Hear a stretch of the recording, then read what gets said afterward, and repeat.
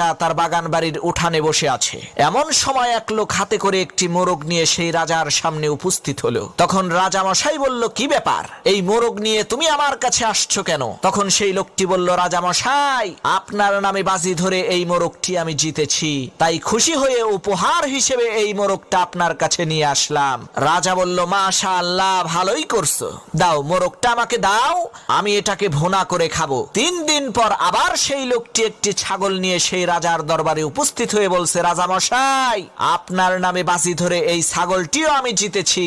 রাজা খুশি হয়ে বলল, ও আচ্ছা, তাই নাকি, দাও, আমি এটাকে কাবাব বানিয়ে খাবো। পরের দিন সেই লোকটি অন্য আরেকজন লোককে সাথে করে নিয়ে রাজার কাছে এসেছে। তখন রাজা মশাই তাকে বলল, কি ব্যাপার, আজকে কি তুমি আমার জন্য কিছুই নিয়ে আসনি?